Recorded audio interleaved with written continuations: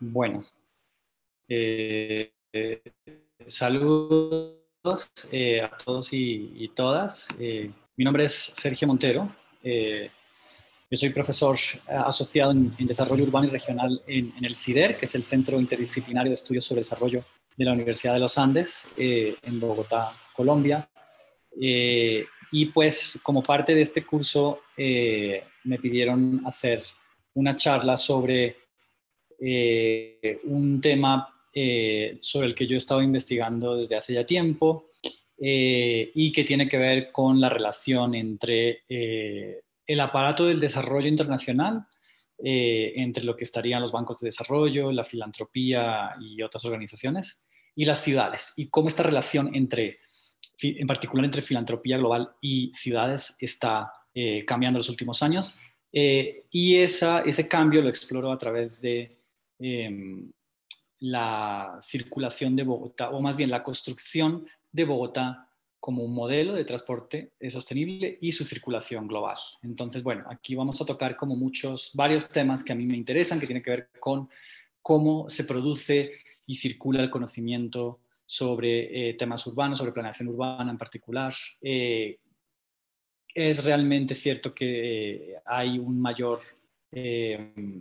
o una nueva dinámica de las ciudades del sur global que están generando conocimiento frente al tradicional tráfico de ideas que siempre seguía una lógica colonial del norte a sur, es decir, las ciudades de América Latina o las ciudades de África o las ciudades de Asia seguían los patrones y los modelos de las ciudades europeas. Entonces, pues, este tema a mí me interesó mucho porque en cierta manera era pensar cómo se construía y cómo se circulaba un modelo urbano cuando esos modelos provienen de países o ciudades del sur.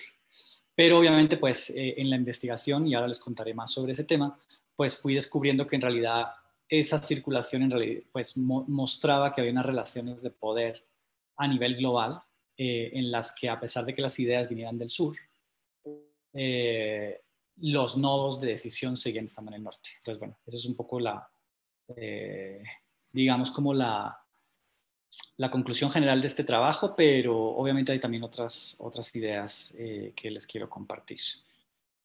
Entonces, bueno, esta presentación se basa en un artículo que yo escribí hace un par de años, pero que salió publicado recientemente en 2020, que se llama Leveraging Bogotá, Sustainable Development, Global Philanthropy and the Rise of Urban Solutionism. Entonces, pues ahora les explicaré algunos de los conceptos clave que se mencionan en este título, ¿no? Empezando por leveraging, que es una palabra que salió muchas veces en mi investigación y por eso decidí utilizarla en el nombre o en el título del artículo, que podríamos traducirla literalmente como palanca, ¿no? Y se refiere a esta idea de la filantropía de usar las ciudades como palancas de cambios a nivel global, ¿no? Entonces esa es como la dinámica y entonces a mí me interesaban como entender las contradicciones que hay, las posibilidades también, porque hay muchas posibilidades de usar las ciudades para provocar cambios a nivel global, pero también algunas de las contradicciones que esto tenía en particular en relación con los ideales de desarrollo sostenible y digamos que el concepto crítico que yo desarrollo aquí es la idea del solucionismo urbano como una crítica a esta idea de querer circular buenas prácticas y modelos de unas ciudades en otras, ¿no? sin adaptarlas a las condiciones de esas otras ciudades. En cierta manera, poniendo la solución, ¿no? Por eso solucionismo, antes de plantear la pregunta por lo que realmente necesita esa otra ciudad. Entonces, bueno, si les interesa los temas de esta charla, pues pueden consultar este artículo. Si no tienen acceso, pues me pueden escribir a mi email y yo con gusto les comparto. Bueno, entonces, como les contaba, este artículo es parte de una investigación mía más grande que ya finalizó y del que pues tengo varios productos. Pues, si les interesa el tema, tengo además otros artículos sobre este tema. Esto en su momento fue mi investigación de tesis doctoral. Y una de las cosas que a mí me llamó mucho la atención y que acabé estudiando Bogotá es cómo Bogotá había cambiado, cómo se había cambiado el imaginario global de Bogotá, y cómo había surgido esta idea de Bogotá como un modelo de transporte sostenible para otras ciudades, ¿no? Entonces me parecía interesante cómo pasar de esa visión o de ese imaginario global de Bogotá y de Medellín y de las ciudades colombianas en general como distopias urbanas, como ciudades donde reinaba el narcotráfico y la inseguridad, a otros imaginarios de estas ciudades, que no solamente Bogotá, porque poco después de Bogotá pues llegó Medellín y la historia de Medellín, que es diferente a la de Bogotá, pero que también se parece en esta idea de una narrativa de cambio, ¿no? Entonces, pero antes de Medellín fue Bogotá, ¿no? Entonces Bogotá en los años, sobre todo los años 2000, empezó a circular esta imagen de Bogotá que asociaba la ciudad con unas políticas particulares urbanas de transporte. Una de ellas es Transmilenio, un sistema de buses rápidos que en inglés se conoce como Bus Rapid Transit, y de ahí las siglas BRT. Un BRT, pues para aquellos que no son familiares con la nomenclatura de la planeación urbana, básicamente pues algunos lo conocen como metro en superficie o metro con buses, en fin. La idea es aprovechar mucha de la infraestructura que hace un metro más rápido, ¿no? Como son las estaciones únicas en donde la gente, en lugar de pagar en el bus, paga en la estación previo a su ingreso al bus. Eso hace que los buses puedan circular más rápido y esa es una de las estaciones, es una de las claves, y la otra de la clave es tener carriles dedicados para los buses, ¿no? Entonces, en el caso de Bogotá, hay veces que tiene dos carriles por sentido, a veces uno, y eso es lo que también hace que los buses vayan muchas veces pues, más rápidos que los propios automóviles, ¿no? Que ahora hablaremos un poquito más de esto, no es una idea original de Bogotá. La primera ciudad que lo hizo fue Curitiba, en Brasil, en el 76. Pero digamos que Bogotá lo construye en el 90, a finales de los 90, con Enrique Peñalosa como alcalde. Y realmente se convierte en el BRT hasta entonces más grande y sigue siendo el sistema BRT más grande del mundo. Y a partir de ahí empieza ese modelo también a circular y a replicarse en otras ciudades. La otra política que yo estudié como parte de esa investigación fue Ciclovía, que es un programa de cierre de calles para carros, pues calles que normalmente son para automóviles, y que se abren para caminar o correr o bicicletas, es un programa que se llama Ciclovía, que también tiene, pues en Bogotá lleva pasando desde los años 70, y en el que cada domingo, se celebra cada domingo en Bogotá, y pues cada domingo en Bogotá eh, hay alrededor de 1 millón de personas que participan en ciclovía. Entonces, pues es una cifra nada desdeñable si lo comparamos con que las ciudades o los imaginarios de ciudades que normalmente se nos vienen en la cabeza como ciudades ciclistas, como Ámsterdam, que tiene 900.000 habitantes, o Copenhague, que tiene unos 800.000, si no me equivoco. Pues la gente que se moviliza en ciclovía cada domingo en Bogotá es más grande que el número de habitantes totales de Ámsterdam o de Copenhague, ¿no? Entonces, bueno, estas dos políticas pues empezaron a circular sobre todo desde los años 2000, a pesar de que ambas tienen un origen en los años 70. Y pues aquí tengo algunas fotos y ejemplos de ciudades que han replicado a Bogotá en tema de BRT, por ejemplo, Guangzhou en China, que fue una de las primeras, creo que la primera de hecho, la primera ciudad china que implementó un modelo de buses BRT con referencias de Bogotá, y a partir de ahí Guangzhou se convierte también en un modelo que es replicado por otras ciudades chinas, y ahora mismo hay no sé cuántas, pero bastantes ciudades chinas que tienen este sistema en marcha. También tenemos casos en Johannesburgo, por ejemplo el caso de Johannesburgo en Sudáfrica, es un sistema que se llama Reabaya, el caso de Ciudad de México, bueno, varias ciudades mexicanas tienen un sistema BRT basado en el de Bogotá. Eh, También en ciudades, curiosamente, de Estados Unidos, ¿no? Que eso era también una de las cosas que a mí me interesó cómo esa circulación no era solamente sur-sur, sino que también a veces se daba sur-norte. Y el otro programa, que es Ciclovía, que esta es una foto de Bogotá, pero que también se replicó en Guadalajara, en México, que es actualmente la ciudad del mundo que tiene el programa de ciclovía más grande después de Bogotá. Alrededor de 200, en Bogotá es 1 millón de personas cada domingo, en Guadalajara es alrededor de 250.000 personas cada domingo, pero también hay otras ciudades, también del norte, digamos, de Estados Unidos. Por ejemplo, Los Ángeles, curiosamente, la ciudad paradigmática del automóvil, pues tiene un programa que se llama Ciclovía de LA, ¿no? En el que se referencia directamente pues, a Bogotá y el programa de Bogotá, y San Francisco, que tiene un programa que se llama Sunday Streets. En San Francisco, en Los Ángeles no son semanales, entonces en San Francisco creo que son como 8 domingos al año, en Los Ángeles es menos, pero lo interesante que a mí, pues digamos que mi interés no era tanto como evaluar el programa en sí, sino entender cómo las ideas circulan y cómo y por qué una idea de Bogotá llega hasta Los Ángeles o hasta San Francisco o hasta México, ¿no? Y que hay, y sobre todo, más allá de cómo llega, qué dinámicas de poder, tanto a nivel local como a nivel global, están ocurriendo para que eso pase. Entonces, bueno, y termino estas fotos con una foto de Yakarta, en Indonesia, que me parece muy curiosa porque pues, esta foto en realidad el sistema es muy parecido al de Bogotá, que allá se llama Trans Yakarta en lugar de Transmilenio, pero los buses son del mismo color, las estaciones son muy similares, también tienen un programa de ciclovías, es un domingo en Yakarta, que podría ser un domingo en Bogotá, que podría ser un domingo en Ciudad de México, que podría ser un domingo en muchas ciudades que han adoptado estas dos políticas, ¿no? Entonces, bueno, esto como para ilustrar un poco el punto con fotografías, pero pues si uno también puede mirar a los datos y ve este aumento en el número de sistemas BRT en el mundo, como esos son el número de ciudades que han implementado un BRT.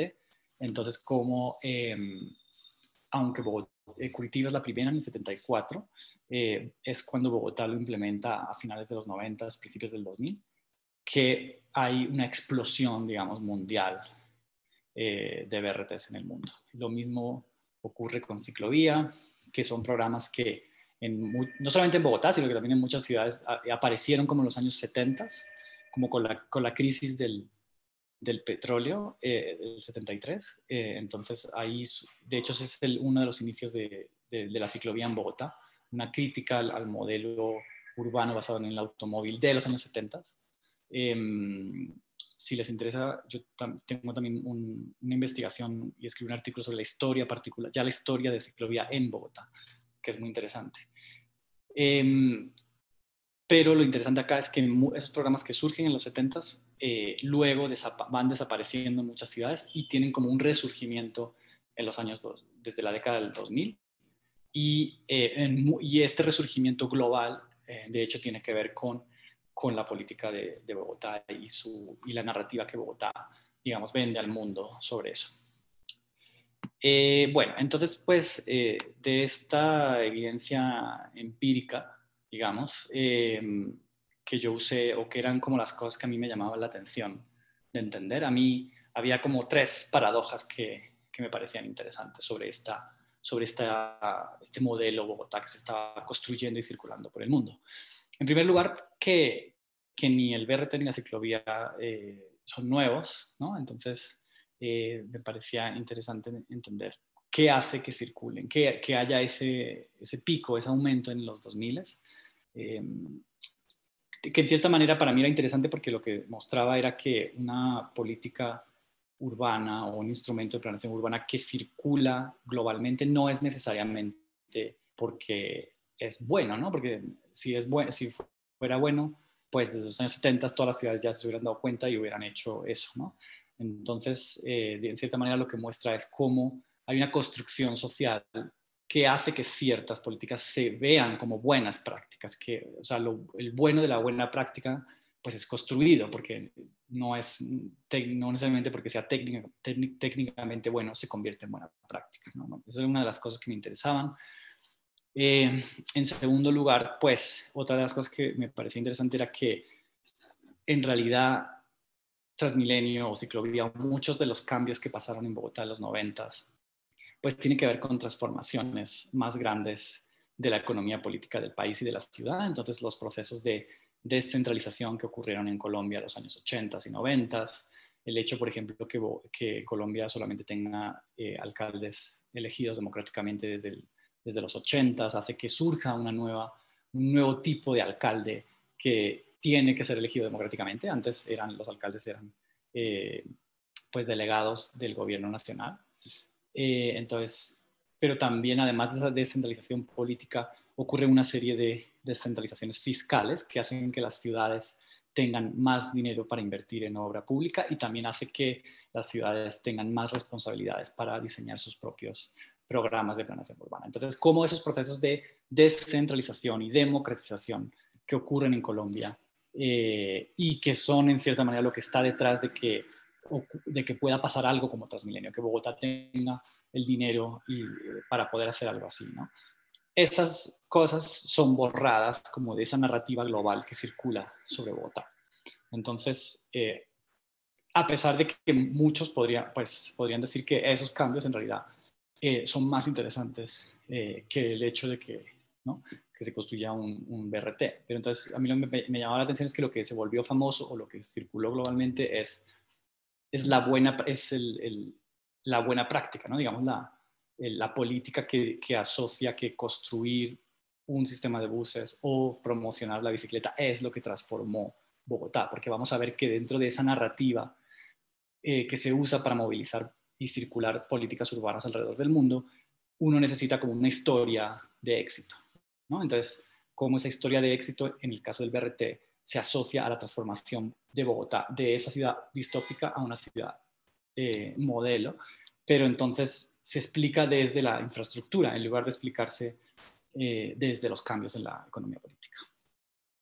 Y finalmente el tercer aspecto que me llamaba mucho la atención era que frente a la circulación tradicional, el legado colonial de que el conocimiento viene del norte al sur, de que las ciudades del sur tenían que replicar lo que las ciudades europeas o de Estados Unidos hicieran, pues el ejemplo de Bogotá mostraba otra realidad, ¿no? Entonces mostraba una realidad que era una ciudad del sur global circulando, pero además no solamente sur-sur, es decir, no solamente era replicado en América Latina, África y Asia, sino que también algunas ciudades de Estados Unidos y Europa lo replicaron. Entonces esto para mí también era interesante en un momento en el que la planeación urbana, y que sigue siendo el caso, pues ha habido un debate fuerte sobre la crítica postcolonial a la planeación urbana, ¿no? De que necesitamos repensar muchas de las teorías y modelos que originalmente se han elaborado con base en la realidad europea o norteamericana. Entonces, bueno, esas tres paradojas fueron lo que a mí me llamaba la atención de esta circulación y fueron la base de pues, lo que les contaba, de esa tesis doctoral que luego, posteriormente, se volvió pues varios productos o varios artículos publicados independientemente, que básicamente eran diferentes capítulos de la tesis, ¿no? Entonces, pues, si les interesa este tema, si les interesa, aquí hay una lista de varios artículos que yo he publicado al respecto. Digamos que en ese proyecto de investigación, cuando era la tesis, había tres grandes áreas o tres grandes preguntas que yo me hacía, que dieron lugar a diferentes capítulos. Uno era qué circula como modelo Bogotá, y tengo pues este artículo que es la historia de ciclovía y cómo ciclovía se convierte o cómo se simplifica y se genera un modelo, una buena práctica, ¿no? Mucho de ese interés mío con la planeación urbana es entender la planeación urbana como una narrativa. En ese sentido, pues las teorías que ven a la planeación urbana no como algo técnico, sino como algo político y además algo, o no solo político, sino técnico y político, y que además que lo que se replica muchas veces no es una política o un instrumento por su calidad técnica, sino porque existe una narrativa sobre eso. Entonces, lo interesante de esto también es entender cómo se produce, cómo se construye esa narrativa sobre Bogotá. Entonces, bueno, hay otra serie de artículos que me interesan, que digamos son más etnográficos y exploran más las prácticas de circulación. Entonces, por ejemplo, hay un artículo en el que miro el rol de los estudios de viaje, ¿no? Cuando hay estos viajes de delegaciones de ciudades que van a otra ciudad a aprender algo, normalmente van gente como con poder de esa ciudad, ¿no? O va el alcalde, o va alguien del director de planeación, pero también van a veces periodistas, porque también es importante generar una opinión pública favorable alrededor de un cambio en una política. Entonces, una de las cosas que yo miré en detalle fue el rol de esos estudios, viajes de estudio, en el que otras ciudades venían a Bogotá y cómo eso funcionaba como un elemento para, no solamente de aprendizaje, sino también, y de circulación, sino también de persuasión a la hora de generar cambios en la otra ciudad. Y en ese tema de la persuasión también hay otro artículo en el que yo toco como el tema de las conferencias, ¿no? Como por ejemplo Enrique Peñalosa, el que fue el alcalde que produjo, digamos, que se inventó Transmilenio y que lo implementó en Bogotá por primera vez en los 90s y que luego volvió a ser alcalde hasta hace poco en Bogotá. Y en este intermedio, entre los finales de los 90s y 2016, que volvió a ser alcalde, en ese intermedio él se dedicó pues, a viajar por todo el mundo, dando conferencias, y esas conferencias en muchas ciudades se convertían en la semillita, digamos, en la clave que explicaban mucho de por qué se hizo un BRT en esta ciudad, y muchas de mis entrevistas o de la investigación que hice se podía como trazar a una conferencia de Enrique Peñalosa. Entonces, como el rol de persuasivo que tienen, cómo se presentan las ideas, cómo se presentan las historias, también los contactos y las redes que se hacen en ese tipo de conferencias, cómo eso es importante a la hora de entender por qué cambian las políticas de una ciudad. Y finalmente el otro artículo que salió en 2018, que es más sobre el rol de lo digital, ¿no? Entonces, pues obviamente en el contexto actual mucha de esa circulación de conocimiento se da a nivel de Internet y sobre todo con imagen, pero en cierta manera sigue siendo esta idea de la narrativa. Lo que pasa es que esa narrativa ahora se puede circular no solamente a través de conferencias presenciales o viajes de estudio presenciales, sino también a través de videos, a través de fotografías, a través de artículos cortitos que se circulan por blogs. Entonces ahí yo exploro cómo, por ejemplo, la idea de Bogotá, de la ciclovía de Bogotá, llegó a San Francisco en Estados Unidos a través de un video que hicieron unos activistas de bicicleta y que con ese video se logró convencer al alcalde de San Francisco. Entonces, bueno, pero eso es otra cosa de la que no voy a hablar hoy, pero se las dejo ahí por si les interesa. Y lo que me quiero concentrar en la charla de hoy es justamente lo que en los argumentos de este artículo en particular, que lo que hace es preguntarse, bueno, ¿y por qué ahora y no antes? ¿No? ¿Por qué hay ese boom desde principios de la década de los 2000? ¿Qué nos dice? Y en cierta manera es un esfuerzo mío por ir más allá de las prácticas específicas de circulación y ver este proceso de circulación como algo que nos dice no solamente sobre Bogotá o sobre la ciudad donde se adopta, sino que nos está contando en realidad cómo funciona hoy día esas dinámicas a nivel global y qué actores poderosos a nivel global están detrás de esto, ¿no? Que eso es lo que les quiero contar ahora. Bueno, esto creo que lo voy a pasar rápidamente, pero básicamente pues aquí lo que yo hacía era revisar lo que se había escrito sobre Bogotá hasta entonces, que era una literatura muy celebratoria, ¿no? Como al principio salió mucho material en arquitectura, en planeación urbana, incluso en ciencia política, celebrando el modelo Bogotá. Entonces, los cambios que habían pasado en Bogotá. Y esto también se pasa porque Bogotá gana el León de Oro en la Bienal de Venecia. Y entonces esto genera una exposición a nivel global. Entonces la gente está empezando a mirar, se habla del milagro de Bogotá, ¿no? Entonces hay una serie como de publicaciones, tanto académicas como mediáticas, que empiezan a ponerle énfasis o atención a la ciudad. Y Enrique Peñalosa ahí también empieza como a viajar y a contar su historia en conferencias por todo el mundo. Después de esta parte como más celebratoria, que fue sobre todo al principio de los 2000, llega un momento más crítico en el que empiezan a surgir visiones críticas, gente que critica Transmilenio porque porque no está funcionando tan bien como lo pintan, varios elementos que no son tan color de rosa como se pinta en la historia global. Pero lo que a mí me interesaba no era tanto situarme en esa idea de ni a favor o en contra del modelo Bogotá, sino era entender justamente cómo se construye ese modelo y cómo se circula. Y de eso había muy poquito escrito en ese momento. Lo poquito que yo encontré era desde un enfoque de marketing urbano, ¿no? Que los geógrafos, sobre todo geógrafos críticos, han desarrollado en las últimas décadas, ¿no? La idea de cómo las ciudades cada vez más se convierten en un producto de venta para atraer turismo, para atraer inversiones, para atraer gente talentosa, ¿no? La clase creativa. Entonces, pues ahí hay una serie de discusiones en la geografía crítica que a mí me parecieron útiles al principio, pero que luego yo sentía que no terminaban de explicar lo que yo estaba viendo en mi caso, ¿no?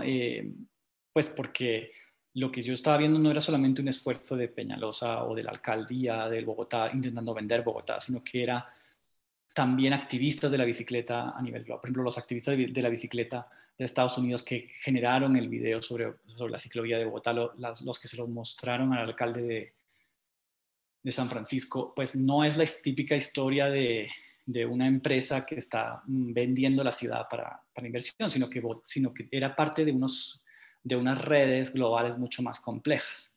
En ese sentido, a mí me ayudó mucho pues, otros marcos teóricos que en ese momento estaban emergiendo y que ahora hay bastante escrito sobre eso, lo que en inglés se llama el Policy Mobilities, que son unos marcos que estudian la movilidad de las políticas, cómo las políticas públicas se producen como modelos y viajan, ¿no? Entonces es un marco que, digamos, se relaciona en cierta manera con otros debates similares que ha habido en sociología sobre policy transfer, sobre la transferencia de política o en ciencia política, que se conoce más como el fenómeno de la difusión de las políticas.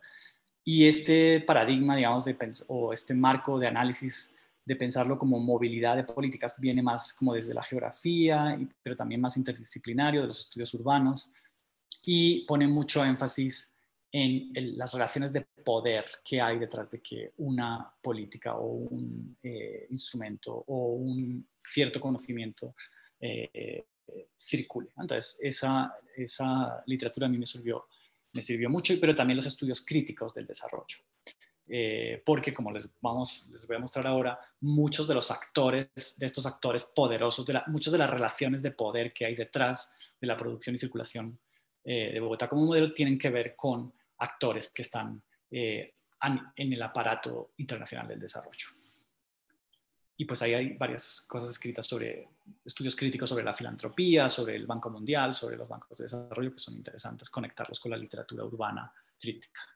En cuanto a las estrategias metodológicas, para esta investigación yo seguí pues no sé qué tanto en este curso han leído sobre métodos, pero digamos que hay un artículo muy famoso de un antropólogo que se llama George Marcus, que habla de cómo hacer etnografía de manera multisitiada, no sé cuál sería la traducción en español, pero como multi-sited ethnography, y se refiere a que tradicionalmente los métodos etnográficos o cuando uno ha hecho como métodos etnográficos se suele enfocar en un lugar, ya sea una comunidad, un lugar, ¿no? Entonces muchas veces los antropólogos se insertan o quedan inmersos en la realidad de ese lugar o de esa comunidad para entender cómo funciona por dentro. Y lo que ha habido en los últimos años es también, o en las últimas décadas ya, un movimiento de algunos antropólogos y también de otras disciplinas de poder usar algunos de esos métodos etnográficos, pero para estudiar procesos globales. Entonces, cuando uno no está estudiando una comunidad particular, sino que está estudiando una comunidad global o un proceso que ocurre a nivel global, pues entonces uno tiene que seguir o tiene que familiarizarse con las dinámicas globales de esa comunidad. Entonces, uno de los métodos que Marcus o que varios antropólogos como Marcus proponen es la idea de en un artículo que es muy famoso, es seguir cosas, ¿no? El follow lo que sea. Entonces, seguir el dinero que financia cierta cosa a nivel global, seguir las personas, que eso se ha utilizado mucho en los estudios de migración, ¿no? Cómo uno puede hacer teoría o puede entender esos procesos no fijándose en el punto A o en el punto B, sino fijándose en lo que atraviesa o en las dinámicas que hay entre el punto A y el punto B. Pero además de personas, uno puede seguir discursos, uno puede seguir eh, tecnologías, ¿no? Y en el caso de, pues, cuando uno está estudiando políticas públicas o políticas urbanas, digamos que algunos autores de estos debates de la movilidad de políticas hablan de seguir la política como metodología, ¿no? Entonces lo que uno hace es, bueno, si tú estás interesado en por qué esta política se volvió global o qué relaciones de poder hay detrás de que esta política se vuelva global, lo que uno hace es seguir esa política en sus diferentes aspectos, desde el dinero que la financia, en mi caso, el dinero que financia, por ejemplo, las conferencias de Peñalosa, o el dinero que financia los viajes de estudio, o el dinero que financia el material digital que se produce sobre Bogotá, a las personas, en este caso, pues personas clave, en el caso de Bogotá, Peñalosa, algunos otros expertos de BRT que se convierten en, digamos, en voceros del modelo Bogotá por el mundo, y los discursos, ¿no? Entonces, cómo se crean ciertas narrativas, cómo esas narrativas se presentan en diferentes medios, presenciales y digitales. Entonces, esa combinación de métodos fue un poco lo que yo estuve haciendo, y para eso yo opté, claro, para poder también aterrizarlo, opté por entrevistar esa investigación fueron como 90 entrevistas, en las que realmente poquitas fueron en Bogotá, la mayoría fueron en ciudades donde se había implementado el modelo Bogotá. Entonces pero como había tantas, yo finalmente, y tampoco mi objetivo no era hacer digamos, una red de todas las ciudades y todas las personas y todos los actores, porque al final siento que hubiera acabado siendo muy descriptivo. Entonces yo más bien opté por centrarme en varias ciudades que conocía o al menos tenía contactos para poder profundizar en cómo llegó esa dinámica allí. Entonces yo estudié el caso de San Francisco en California, el caso de Guadalajara en México, y mientras hacía esa investigación me di cuenta que Washington era un nodo importante justamente porque la filantropía y los bancos de desarrollo estaban allá. Entonces, aunque no fue al principio parte de mi investigación, pues luego me di cuenta que muchas de las narrativas, de los discursos de los expertos se generaban allá. Después tocó también ir a hacer algunas entrevistas allí. Entonces, bueno, eso fue mi investigación, los métodos, y fueron muchas entrevistas, observación participativa. También yo iba mucho a conferencias a entender qué pasaba, por ejemplo, en una conferencia de Peñalosa, por qué la gente se entusiasmaba tanto, ¿no? ¿Qué dinámicas estaban pasando allá? Pero también consulté bases de datos, por ejemplo, del BRT o de la ciclovía, o los archivos de Transmilenio, que eso fue también una fuente interesante. Bueno, entonces aquí les cuento como una introducción a o uno de los momentos clave que yo identifico en la producción de Bogotá como un modelo de transporte sostenible a nivel global. Y fue esta conferencia que tuvo lugar en Bogotá en el año 2003, organizada por ITDP. No sé si alguno o alguna de las que oyentes pues, lo conoce, pero pues es ITDP surgió originalmente como una ONG, que básicamente enviaban bicicletas a África, a países de África, y bueno, pero con los años fue creciendo y se fue consolidando, y digamos, con el aumento de la importancia del discurso del transporte sostenible y de la bicicleta, pues ellos empezaron a tener más fondos y se profesionalizaron, y ahora es una especie de think tank, ONG muy importante en temas de desarrollo sostenible, y en particular sobre bicicletas. Entonces, y también sobre transporte público, buses. Entonces, Bogotá para ellos fue como el escaparate de lo que ellos querían promocionar en el mundo, porque era una ciudad del sur global en el que habían habido unos cambios en los 90, se había construido este sistema de BRT en apenas 3 años. se usaba la bicicleta, es la ciudad con más usuarios de bicicleta, bueno, con más usuarios no, con mayor porcentaje de gente que usa la bicicleta para ir al trabajo en América Latina, en fin, tenía como los elementos que a ellos les permitía, frente a sus financiadores, que eran básicamente los bancos de desarrollo y la filantropía, era, digamos, que el ejemplo perfecto de una ciudad del sur global, pero que estaba haciendo unos cambios interesantes en términos de transporte sostenible. Entonces, ITDP, en cuanto conoce a Peñalosa y conoce el caso de Bogotá, hace un gran evento en el que lleva a 200 personas a Bogotá a experimentar lo que aquí dice en el titular, ¿no? La revolución urbana, y a compartir esa revolución urbana de Bogotá con el mundo. Entonces, aquí me quiero detener en esta nota de prensa que sacó ITDP en ese momento, porque me parece que es muy diciente como de esa narrativa que se empieza a construir sobre Bogotá. Entonces, aquí vemos en este cuadrito amarillo las políticas específicas de transporte, ¿no? Entonces, la ciclovía, el BRT,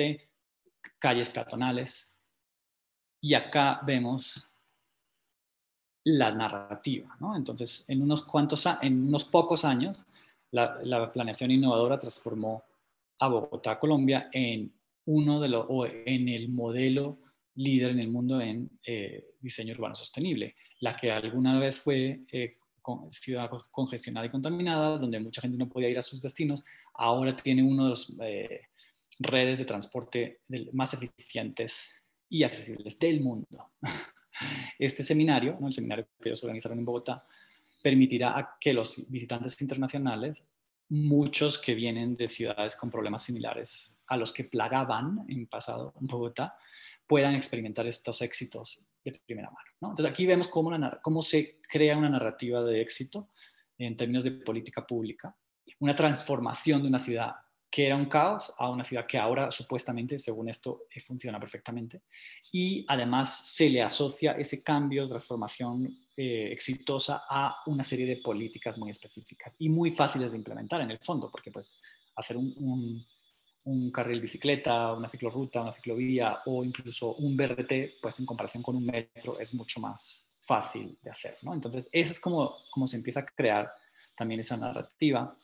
También se usan mucho imágenes, ¿no? Entonces, Embark, que es el otro de los think tanks de transporte sostenible, que ha movilizado y circulado mucho esa narrativa, pues esas son imágenes que ellos usaban en presentaciones, ¿no? Cuando hablan de Bogotá. Entonces, esta idea de la imagen del antes y el después, ¿no? Como si ahora Bogotá fuera esta ciudad ordenadita, pues que cualquier persona que sea de Bogotá sabe que no. Pero esta idea como de presentar un antes y un después. Y además este mensaje, ¿no? Que me parece muy interesante, como es posible para cualquier ciudad transformarse en una ciudad sostenible. Entonces, si Bogotá lo hizo, tú también puedes, ¿no? Ese era el mensaje clave de la historia de la narrativa de Bogotá. Con solo invertir en un bus, te conviertes en una ciudad sostenible. Obviamente las imágenes que no circulan son este tipo de imágenes, los fallos del modelo en Bogotá, por la falta de capacidad, porque una ciudad de 8 millones de habitantes que no tiene metro, pues ya Transmilenio no da abasto en la ciudad, la contaminación, polución, el deterioro que están sufriendo las ciclorrutas, ¿no? Entonces esto obviamente pues es eliminado de la historia esa global, y lo que también es eliminado de esa historia global son lo que les contaba antes, las reformas fiscales y de democratización y de descentralización que tuvieron lugar en la ciudad durante los 80s y 90s y que permitieron que se hiciera planeación innovadora o de otra manera y que hubiera fondos para hacerlo, ¿no? Entonces, en cierta manera, podría haber sido una historia sobre esto, pero la historia que la filantropía y los bancos de desarrollo eligen contar es la de la inversión en infraestructura y en políticas urbanas muy específicas. Pero bueno, eso en cierta manera no responde a la pregunta principal que planteaba en este artículo, que es, bueno, pero ¿por qué ahora? ¿No? ¿Por qué esa narrativa que se crea empieza a circular en los 2000? Entonces, pues antes de entrar en eso a detalle, yo les quería compartir una lista aquí que yo hice con datos de los archivos de Transmilenio en Bogotá, de la empresa. Entonces, entre 2000 y 2009 llegaron a Bogotá casi 10.000 personas de todo el mundo para aprender de Transmilenio, para sí, como en estos viajes de estudio.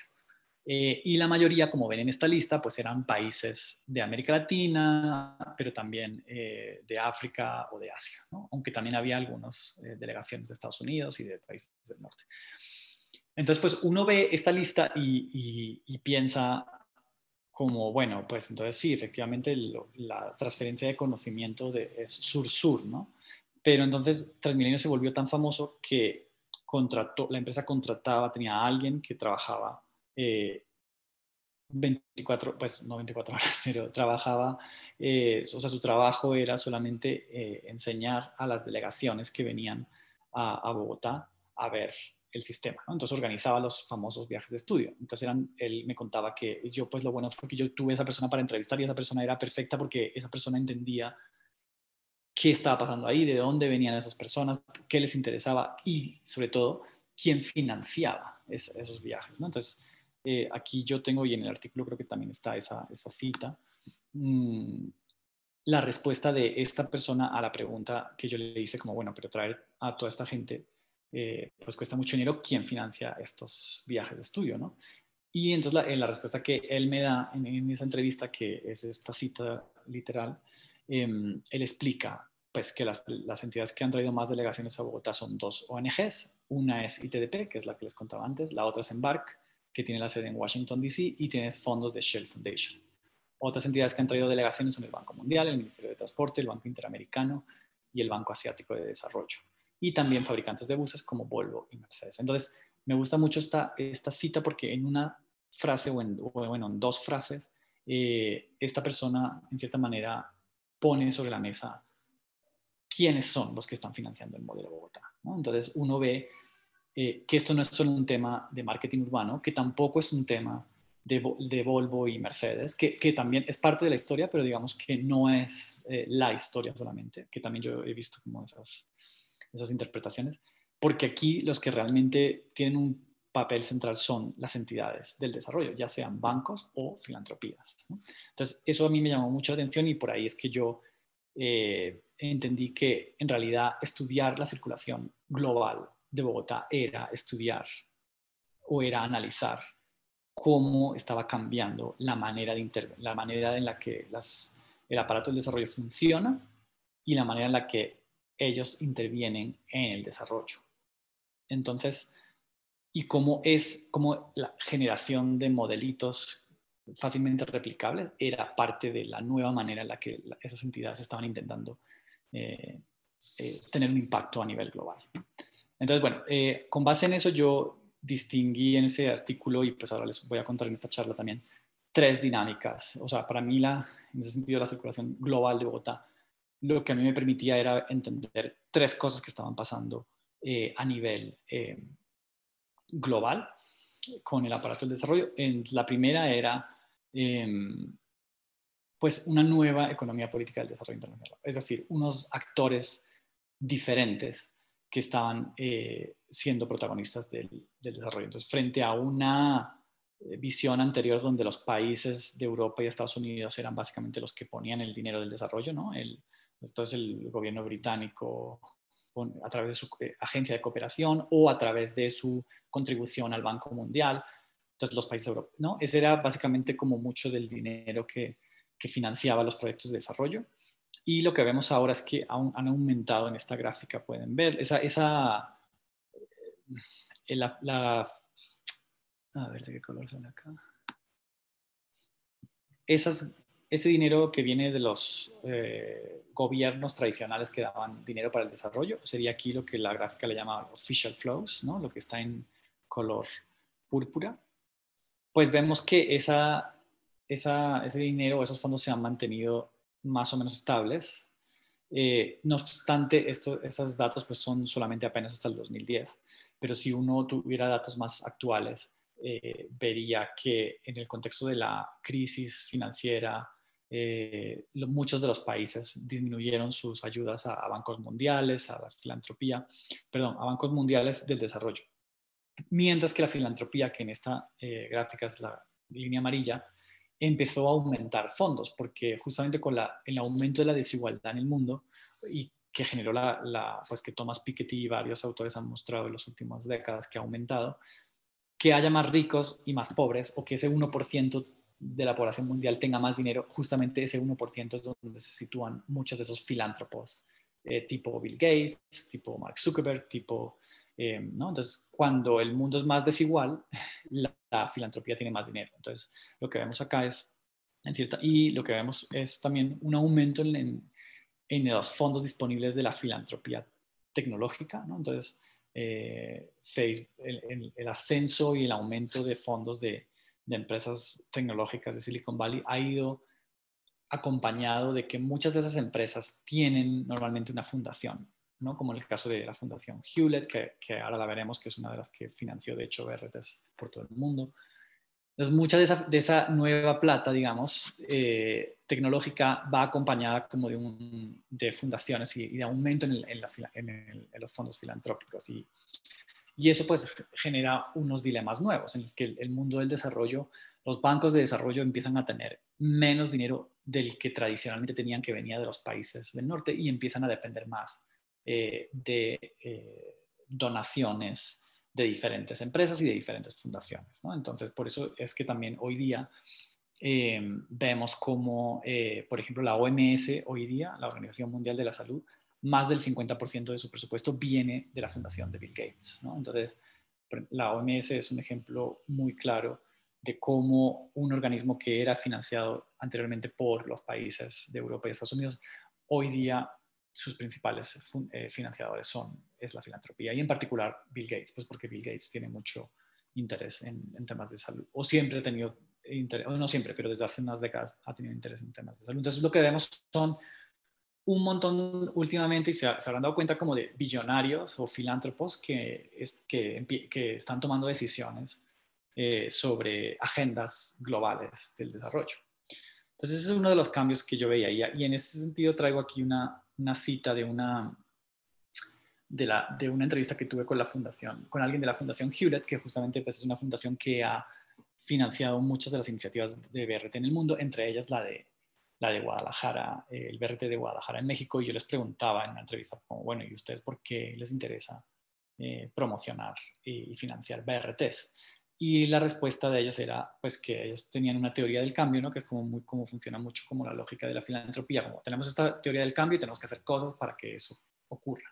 Y que en esa teoría del cambio ellos necesitaban una tecnología o una buena práctica que se pudiera implementar y que fuera rápidamente replicable. Entonces les interesaba el BRT porque era una tecnología relativamente fácil de implementar en muchas ciudades, mucho más que un metro, y mucho más barato también que un metro. Entonces, un BRT uno puede hacer varias líneas en 3 años, en el periodo que dura un alcalde, mientras que una línea de metro va a durar pues mínimo, no sé, 5 o 6 años si la construcción va rápida. Entonces, BRT era una inversión mucho más rápida y costo eficiente, pues en esa lógica de la filantropía, ¿no? Entonces, esa es una de las cosas que yo veía con mi investigación. El otro tema es lo que yo ahí le llamo el solucionismo.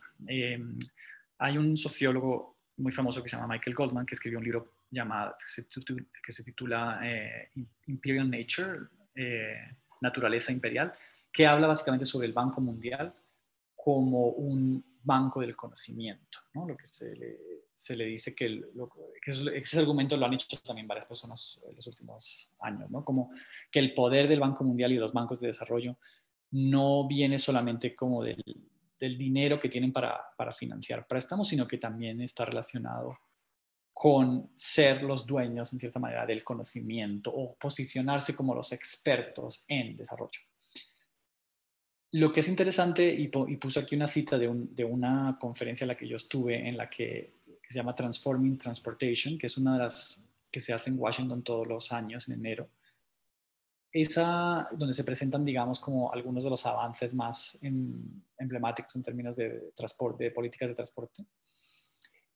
Ese año que yo estuve allá en esa conferencia fue interesante porque, primero, las personas que estaban en esa mesa inaugurando el evento, ¿no? El presidente del Banco Mundial, esta señora que era la moderadora, pero que era la editora o trabajaba para The Economist, la revista, y Michael Bloomberg, que en ese momento era alcalde de Nueva York, pero también estaba ahí como presidente de Bloomberg Philanthropy, ¿no? Que además Bloomberg es una de las entidades filantrópicas que más invierte en ciudades. Y un poco basado en la experiencia de Michael Bloomberg como alcalde de Nueva York, ¿no?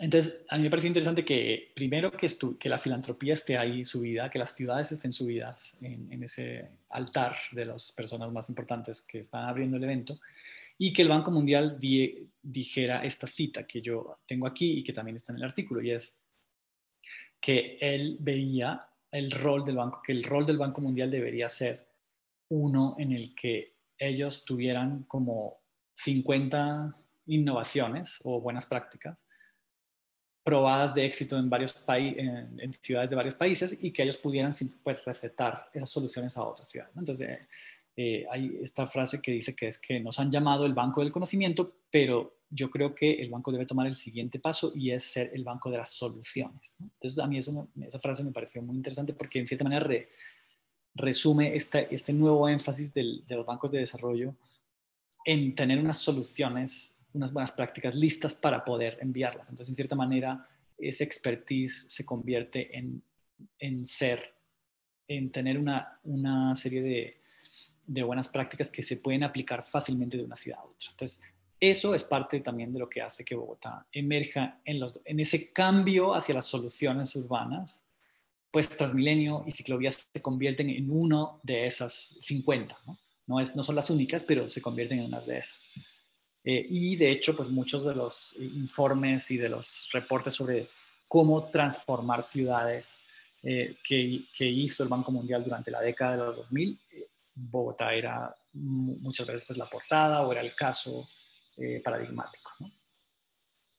Y el tercer aspecto, más allá de esa idea del solucionismo en general, es el solucionismo urbano. Es decir, la idea de que en el contexto actual, dado que es muy difícil como hacer que colaboren los presidentes de países, ¿no? Y en particular, pues cuando estaba Donald Trump, que se salió de los varios acuerdos sobre cambio climático, ¿no? Entonces, muchas de las filantropías y bancos de desarrollo lo que dijeron fue, mira, ya nos hartamos de intentar convencer y persuadir a los dirigentes nacionales, vayámonos con las ciudades, ¿no? Entonces, hay un énfasis de Bloomberg en particular, pero de muchas otras filantropías, en empezar a persuadir alcaldes directamente y líderes de opinión a nivel local, porque en el fondo es más fácil persuadir a nivel local que a nivel nacional. Entonces, eso hace que también la manera en la que la filantropía y los bancos de desarrollo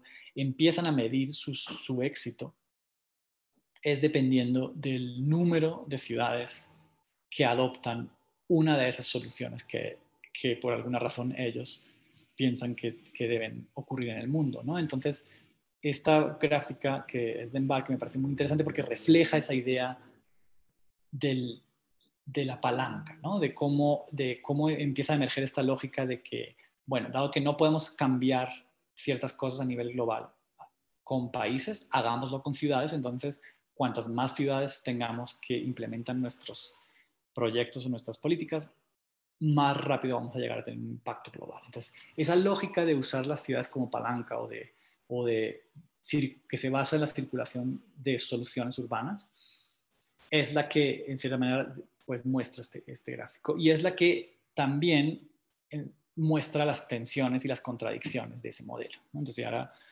voy a ese punto. Porque en cierta manera lo que esto hace es que privilegia que las ciudades hagan ciertas iniciativas muy visibles, ¿no? Entonces, programas de compartir bicicletas, por ejemplo, que eso también se volvió como un modelito que todas las ciudades están haciendo, de alquiler público de bicicletas, o la ciclovía, o el BRT, o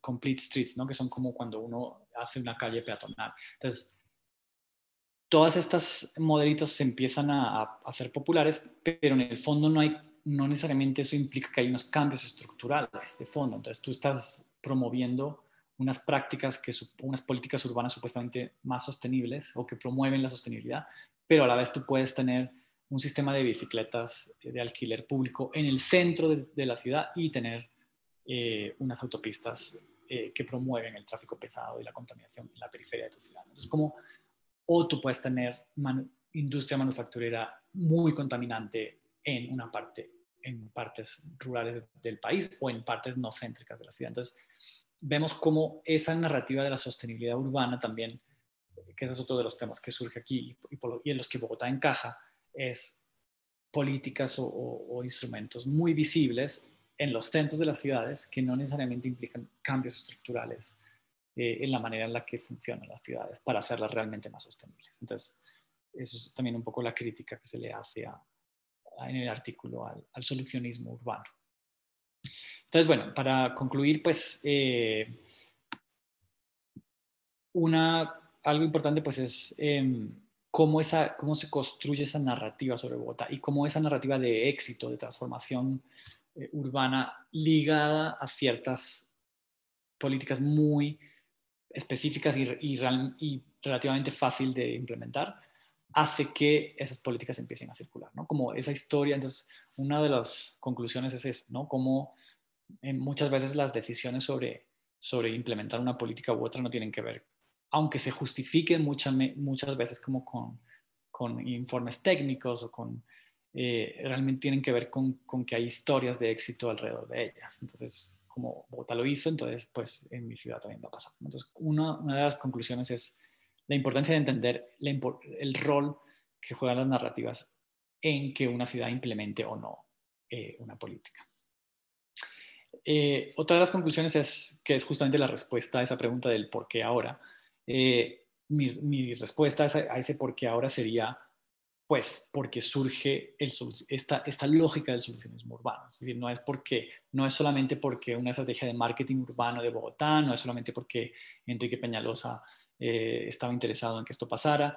Claro, Enrique Peñalosa es un elemento clave en esta historia, pero es un elemento clave porque es financiado por todo un aparato internacional que dedica fondos para financiar sus conferencias, para financiar viajes de estudio a Bogotá, ¿no? Entonces, el por qué ahora, para mí la respuesta es por la emergencia de esta lógica del solucionismo urbano en los bancos de desarrollo y en las organizaciones filantrópicas.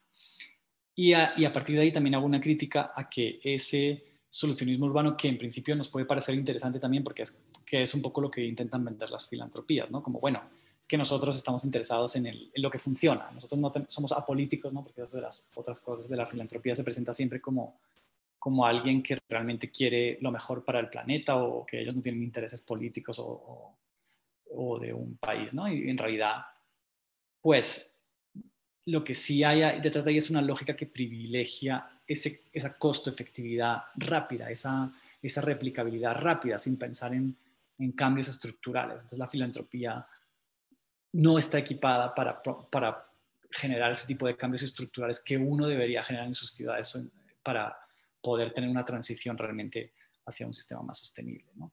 Y a pensar en los factores estructurales y de las diferentes escalas que generan pues, la degradación ambiental y el cambio climático. Otra de las conclusiones, pues, ya tiene que ver más como con la metodología de esta investigación. Creo que uno de los aportes interesantes es cómo estudiar estos circuitos globales a partir de cosas prácticas, ¿no? Pues cómo estos expertos o sea, en cierta manera esa metodología es seguir esas prácticas, seguir esos expertos, entender quién financia qué, entender cómo y qué es qué narrativa circula y qué no, qué se silencia de la historia, quiénes son los actores clave. Todo eso hace que cosas que al principio parecieran tan abstractas como cómo funciona el aparato global del desarrollo, uno lo pueda como aterrizar a estudiarlo en ciertos puntos, pero eso implica que uno no está estudiando una ciudad, sino que está estudiando un circuito, ¿no? Un circuito global. La otra idea, creo que interesante o conclusión interesante de este artículo es que efectivamente está aumentando el tráfico de ideas y de conocimiento sur-sur, ¿no? Entre ciudades de África que comparten conocimiento entre ellas o ciudades latinoamericanas que comparten conocimiento entre ellas. Pero también lo que demuestra este estudio es que muchas veces esa circulación sur-sur está mediada por el norte, ¿no? En este caso, pues es muy claro cómo, por ejemplo, Washington se convierte en un nodo en el que se produce y se genera y se circula la historia de Bogotá, ¿no? Entonces, la historia de Bogotá no se hubiera podido generar por sí solas, por mucho que existiera un Enrique Peñalosa, si a esa persona no lo hubieran financiado, si no lo hubieran creado los productos también, no solo presenciales, también digitales que se generaron alrededor de la historia de Bogotá. Entonces, hay que mirar no solamente de dónde viene la política, sino quiénes son los actores y las relaciones de poder que hay detrás de eso. Y finalmente, pues creo que también lo que plantea este artículo y fue una de las conclusiones de este proyecto de investigación fue pues el rol de la filantropía que cada vez es más importante y cómo, por ejemplo, en la creación de Bogotá como modelo también jugó un rol muy, muy fuerte las universidades, que la filantropía financió para mostrar los beneficios del BRT, informes sobre la eficiencia del BRT frente al metro, ¿no? Entonces, pues al final también hay una conclusión ética y es cómo hacemos para que la filantropía no acabe manipulando la universidad también, ¿no? Entonces, ¿cómo hacemos para usar, en cierta manera, nosotros desde la academia, la filantropía y no ser usados por ellos para esta lógica, digamos, cortoplacista y costo eficiente de generar soluciones rápidas, generar soluciones sin que en cierta manera bloquean las preguntas, que es un poco lo que a mí me preocupa de todo esto, que es como, bueno, aquí tienes, como decía el presidente del Banco Mundial, aquí tienes 50 soluciones, escoge cuál es la tuya, pero la pregunta para mí es, pero ¿usted entendió cuál es el problema de su ciudad antes de ir a escoger una solución? Y creo que ese ímpetu y ese empuje a querer, a que las ciudades escojan soluciones para la sostenibilidad sin saber realmente cuáles son las causas, pues eso es lo que se refiere en cierta manera, es en el fondo de la crítica de este concepto del solucionismo urbano. Entonces, pues eso es todo. Pues nada, encantado de haber podido participar en esta charla con ustedes y ojalá les haya sido útil. Cualquier pregunta me pueden escribir por email y con gusto les estaré respondiendo. Gracias.